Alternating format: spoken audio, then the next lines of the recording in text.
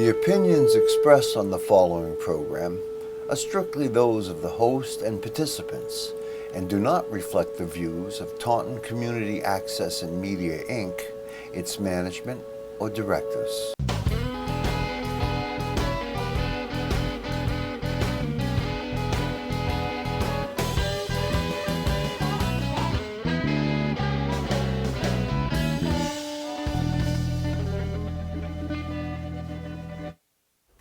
Hi, welcome to Charlie Flannery Presents. I'm your host, Charlie Flannery, and today it gives me great pleasure to present Mr. Chris Esper. Chris, welcome to Charlie Flannery Presents. Thank you for having me. Yeah, I know a lot about you, but the folks don't, maybe. Right. Where did you come from? Where'd you grow up? I grew up in Bayonne, New Jersey. Many that don't know that. Everyone thinks I grew up in New England, but I actually was born and raised in Jersey and lived there until I was 14. Then you escaped? Then I escaped, yeah. I escaped to Rhode Island, and then I currently live in Attleboro, Massachusetts. Nice. Now, what first got you into film? Probably just from being a young kid watching movies all the time. One of the things about living where I lived in Jersey is I lived in a city, so everything was close by, and so there was a video store across the street from where I lived. I used to just walk there at age 6 years old, 7 years old, and I would go to the movies with my parents, my family, and all that. But yeah, I used to just walk to the video store and rent all these movies, movie after movie, and just keep watching, and then eventually I got my first computer. Then with the advent of IMDb, I started looking up movies and became quite a movie buff as years went on, and even came to a point where I even tried to write a script when I was 10 years old. And do you still have it? I do still have it, yes. It was about a boy and his robot. I had seen the movie Ghostbusters and was very inspired by the comedy and science fiction elements that I saw in there, and tried to write a script in that similar vein. And I even read a producer's name off the credits of the movie and tried to send my little screenplay to him. And, maybe you can do it someday as a kid's story. Yeah, maybe. You know? Theme it around the holidays. Yeah, that's so, right. What have you been doing these days? These days, Fast forward. Yeah, these days I've been doing a lot of freelancing and also making my own films. My full-time job is working as a videographer, doing weddings and doing a lot of events, working for different companies as their videographer, and just a lot of freelancing in that area. But my main focus is on directing, making movies, and so I've made about, I think since graduating college, I made about 6 or 7 short films, I want to say, and define short. Short being like just slightly over 10 minutes. Maybe the longest film I've done was around 15 minutes at the most. And also music videos, ton of music videos I've been doing. Yeah, just staying busy, always being creative, yes. If I recall, you went out to L.A. I did, yes. For a few months. What was that all about? I was doing an internship that I got through the Moving Picture Institute. They're a nonprofit organization promoting freedom and liberty through film. And so I applied for their Hollywood Career Launch program, which is a program that they have where you go out to LA or New York, you stay there for 2 to 3 months, you do an internship, a paid internship, which really helped, and it's a company of your choice, so that's awesome.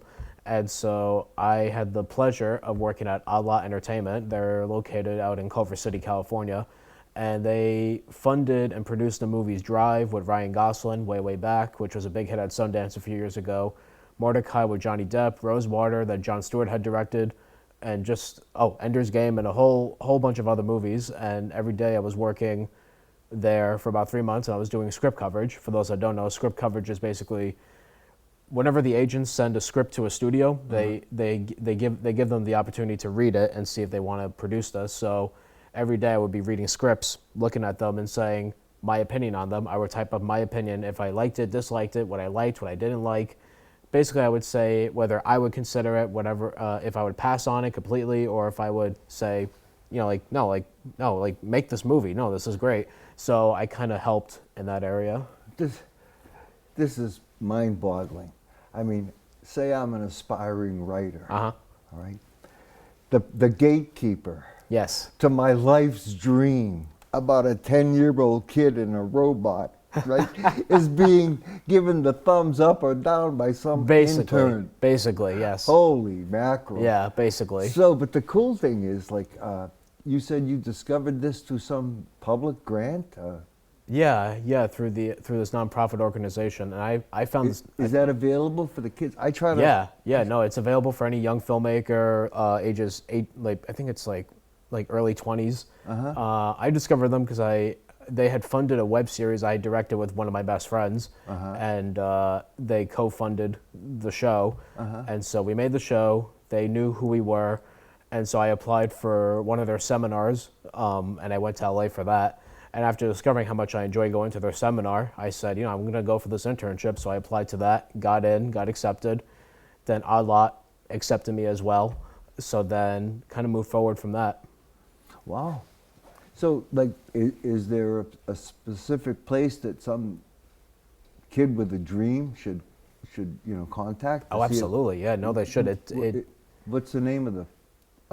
The organization is Moving Picture Institute. So if they want to apply, they go to thempi.org, and they have opportunities. Oh, nice. For filmmakers to work in the field, work in the industry, and I tell you, it was a good experience, not only on a professional level but also on a personal level. I feel like I grew as a person throughout the 3 months I was there.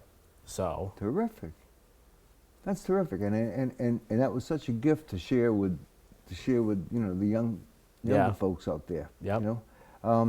So since you've been back, you've been very busy. Very busy. Very busy lad. Huh? Yeah. What kind of things you been working on? Well, the latest thing I finished was my short comedy, which was Please Punish Me. That premiered back in June of this year at the Cable Car Cinema in Providence, and it was a great success. And I also sent out the film to a bunch of film critics, and the film critics were very kind to us. They all really loved the film for the most part, and then submitted to a bunch of film festivals. I'm still waiting to hear from more. So far, we got into 3. That's always the hard part of submitting to festivals, because you're more bound to get rejected than you are accepted. It's just the way the business is, and then different tastes, and then programming. So there's a lot that goes into it. It takes 5 no's to get to a yes. Pretty much, yeah. Play the percentages. Yeah, pretty much. No, we got into 3 so far, which isn't bad. I mean, they're local festivals, so it's nice that the local community is embracing the film. So I'm very appreciative about that. Nice, Yeah. nice. Well, the stuff that I've seen, I've really enjoyed. Thank you. Thank you.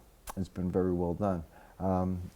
You brought some stuff today for us to watch? I did, yes. I bought the trailer for Please Punish Me, and then also another short comedy I did called Steak Knives. Oh, that's a riot. Yeah. That's a riot. Well, what do we, I know Chief Engineer, Mr. Ben Fortier, is going to put something up for us. I don't know which one it's from. Probably Let's Steak see Knives first, yeah. Okay. Ben, surprise us. Put that up there.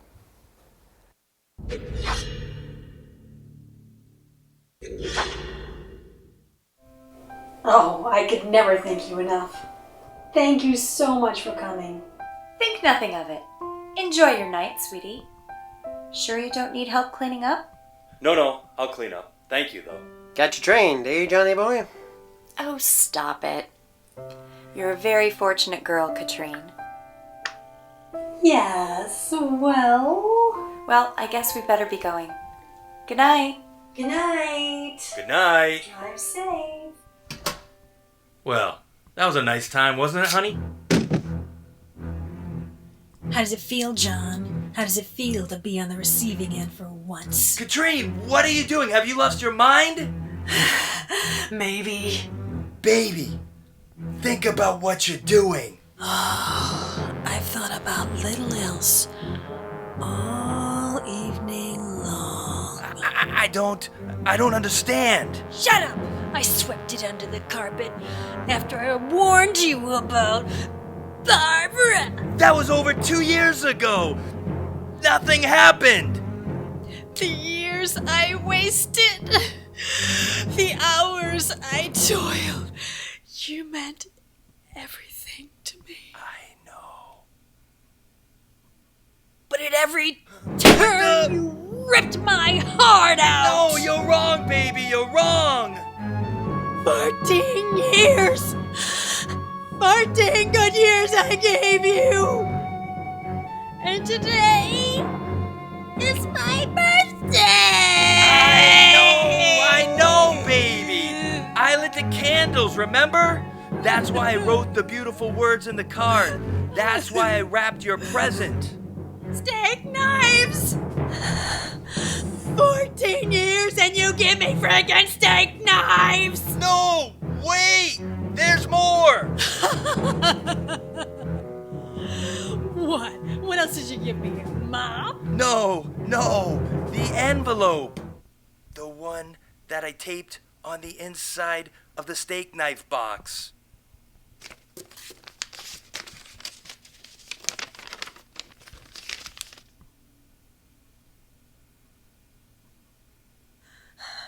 A trip? Yeah. For two? Yeah. To Aruba? Oh my god. Yeah. I love you so much.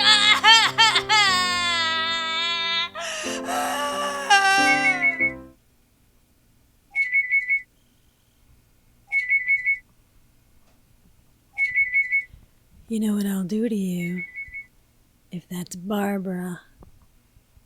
Right?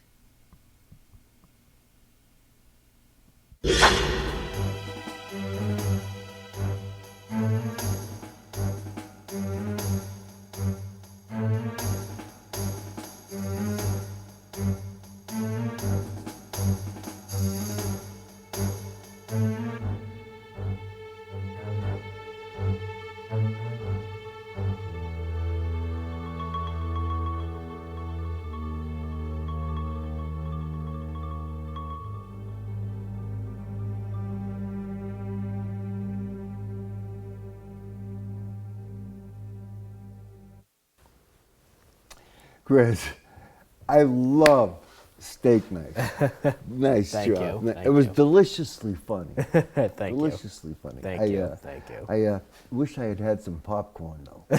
You know, and that was Audrey Noon. you. Audrey Noon, yes? She was perfectly over the top. I know, it's Perfectly great. over the top. It's great, yeah, it's yeah. greght. It's wonderful. And David Affleck Yeah, he's as the poor victim. a support husband, victim, yes. you know. I've seen it about 15 times, and I dig it more and more and more. And it was written by John K. Fiore. Yes. Right? Yes. Now, one thing I don't know if I've explained to the folks, we get a $5, your Facebook account is billed $5 every time we give a shout out to someone, of which we receive $3.50. That's right. So we have John K. Fiore. Yes. Yes. Audrey Noon. Yes. David Affleck. Yes. Chris Esper. And am I forgetting anyone? The crew. Oh, let's get them in. $5 a head. Mark Phillips. Now, did he do the cinematography? Yes, he did. That was nicely done. It was, yeah. That was No, nicely he's done. very good, yes. Yeah, okay. And the music was? Kevin MacLeod. Uh-huh. And Felipe Jorge did the editing, and Roland Krashidian Zada was doing sound.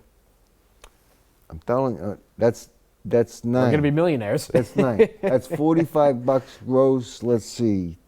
We give $3.50, 20. We almost made $30 right I there. know. Yeah. Huh? All by doing that. Yeah.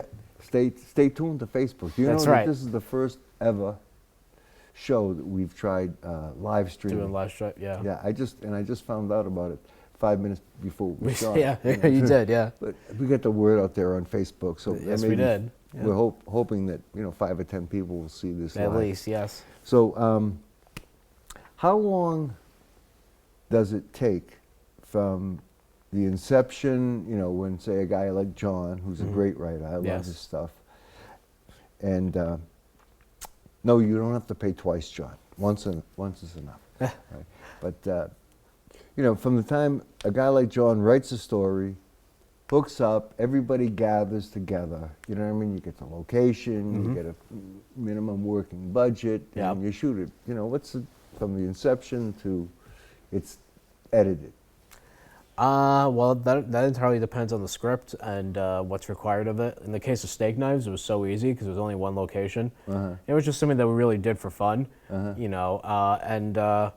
So let's see. So John gave me the script, I think, December of 2013, and we went into pre-production and production in January of 2014, and then editing took a little longer than expected for something like that. So we ended up finishing and showing it in November of 2014. Wow. So, Yeah, so that's it is quite involved. Yeah. You know, in editing, man. I mean, that's such an art. yeah, no, in it is. and of It is an itself, art. you know, Yeah. guys that can really do that. We're blessed. This guy Ben here. Yeah. You know, to get a chance to work with him. Be the guy. Look him up. You Yeah. know? Well. So, you brought another clip today too. Yes. This is the What do we got? trailer. This is the trailer for Please Punish Me, and I love the title. as many do, and but the story isn't what people think it is when they hear the title. It's well, Let me down. well, it's sort of in that area. It's about a businessman who is overly blessed in life, so he seeks to be punished for his curse. So basically it's kind of a personal story told in a very comedic way. And Rich Camp wrote the screenplay. Tom Paolino came up with the story, and so yeah, it was a lot of fun to do. A lot of fun to do. Is it called White Guilt? In a way, yeah, for sure. You know, it's very timely. Yeah, no, it is very timely. Yeah. I hope to someday have enough money to feel guilty. You know, it's been my lifelong ambition. It hasn't happened yet, but I'm just Right. longing. I mean, being a half Irish, you know, I embrace guilt. Yeah. You know what I mean? Yeah, I need guilt. It's my zeitgeist. You know, so we're going to show. Please punish me. It's not what you think. Found that on the corkboard in Panera. Looking to get shat on? I don't legitimately want to get shit on. Scotty! Meeting started.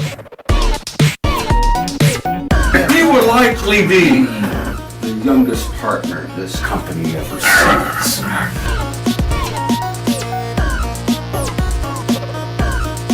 DVD appointment, I presume? Take off your pants and bend over the table!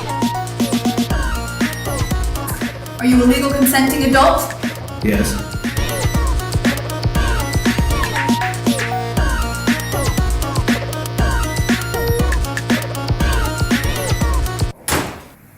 I don't think I want to mess with people like this. It should be an easy appointment for you both.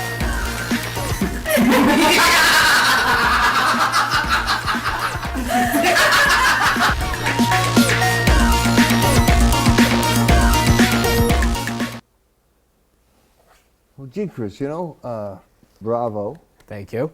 But from that trailer, it seemed to be everything I imagined it would be, or could be, and more. Does it divert from there? Yeah, well, yeah, kind of, because there's much more to the story than just that. When I read the script, you know, Tom had sent me basically a 7-page script or a story treatment. Read it, I loved it, not because of the comedy or the punishment stuff. I liked it for the heart that was underneath it, because there's much more. To me, the punishment stuff the whole time was more of a metaphor for what was going on underneath in this guy, in the main character's surface. You know, the guy is feeling as though he's overly blessed. He's feeling as though he's succeeding down a path that he doesn't like. And I think that's something we can all identify with, and that, you know, we all have dreams and aspirations we hope to achieve, but can't always do that because reality gets in the way or life gets in the way. Oh, I hate when that happens. You know, and so we tend to put on a false face saying that we're happy when really we're not. And so he feels guilty for being blessed when he feels that other people around him are doing a much better job and actually trying, when, you know, they're not getting any rewards out of it, but yet he is, even though he hates his job. So that's the genesis of the story. And That's a big word. Now, the average, the average education level of my viewer is about 6th grade. So Genesis, other than the Bible, we don't know. But I also have to explain, that was one of those short films that you did like a 10-minute version of that you were describing earlier, Yes. but that was just a short Trailer, trailer yeah. from it with all the naughty bits. Yes. And then you were just explaining to us the depth of the character. So it's not all just naughty bits. No. There's some substance to it. Yeah, no, there is a lot of substance to it, and that's what Rich Camp brought to the script, because because Rich is a great comedy writer, and Tom had some good comedy in there, but what I thought he had more was more of the story. You know, the overall comedy, it was there, but not quite there yet, and so when I read his script, I said, I love the story, I think it's wonderful, it has a lot of depth, it's great, but Rich not only heightened up the drama and the depth, but he also gave it a comedic edge, and he actually made it a little darker than it originally was in the script, because I had never done I've done a comedy before, but never a comedic film, so this was kind of new for me. Are either of these available, either Steak Knives or Please Punish Me, are they available for people to view online, or can they buy them? Or Steak Knives is online for free. It's on my website, it's on my YouTube page, it's on Audrey Noon's YouTube page, I believe. My website is just simply chrisesper.com. And Please Punish Me is making its rounds in the film festival circuit yet, so it's still making its rounds. There's a few screenings coming up this month of the film. We're screening this Sunday at Rhode Island Comic Con in Rhode Island. We got accepted into that. Nice. And we're also screening at the 401 Film Festival in Warwick, Rhode Island, the Arctic Playhouse on November 13th. And we just got accepted last week into the Shauna Shea Independent Film Festival in Somerville, Massachusetts. It's going to be playing at the Somerville Theater on November 20th. That's Skip Shea's film festival. He's also a great filmmaker in his own right. I should see if the doctors and nurses can get me ready. So, I'm like Keith Richards. They got to start a couple of weeks in advance, get me ready so I can go to some of these events, meet some of these cool people. Because, how do you know all these cool people? I mean, just networking. I mean, I know cool people. Believe me, I know cool people. But you know cool people. Yeah. No, it's just all about networking, and it was like that too when I was in LA. It's all about who you know. So I mean, that's one of the biggest things about being in LA is when you're trying to look for work or look for a job, you could have the greatest resume in the world and the most talent in the world. You could be a guide or whoever. It doesn't matter. It doesn't help you in any way get a job. What matters is who you know. For example, I had the absolute privilege of working at one of the major studios in Los Angeles. In Hollywood, I can't say which because I signed a contract, but the only reason I got in there was because I have a friend that works in the studio, so he was able to get me in there, work there for about a week. Otherwise, as myself, I can never get in there on my own. Wow. Did you have as much you got paid, right? I did, yes. Did you have as much power as when you were that gatekeeper intern?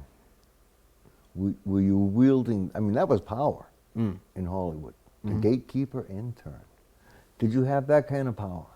At the studio, no. I was just more of I was helping with post-production, doing a little bit of doing some assistant editing. It's still an honor to just be part of it. It's an honor to be there, and then you walk into this studio, and then you see the artifacts of what they produced, what they made. You see the bungalow where some of your favorite directors worked in the past, and they're pretty much ghosts standing there, so it was an honor and a privilege to walk the same steps that some of my idols did, Wow. Did you put your hands and feet in the Walk of Fame? Romans? Yeah. Oh, absolutely, I did. Yeah. Good. I've been meaning to. They've been after me. I keep telling them I don't know. I hate flying. It's so long by train. And I'm too old to drive. But they keep calling. They Put in the contract. You know what I mean? I don't know. Maybe they could just if they mail me some concrete, I'll do it here. There you go. You know what I mean? Send it off, let it dry, send it You off. know, There you go. You know, it's going to be expensive, but it's cheaper than flying. That's up it, there and all yep. that. So I think, you know, that's what I'll do. I think that's what I'll do. I don't know if I'll wear these shoes or go barefoot. I got toenail fungus. It doesn't look well, but it probably won't show up in the concrete, so I'll be fine. You know. So, you're so busy with these film festivals. What do you got in line? I'm sure you're always thinking three projects ahead. Yeah, no, there's a lot in line. Well, for one thing, I have to mention real quickly that 2 films. I'm not normally a director of photography or a cinematographer, but there are 2 films I did recently that I was a cinematographer on that are currently making their way out there. John Fiore's own film, Crossing Paths, which I shot for him back in 2013. Paul Medico was a director who was fabulous, great director.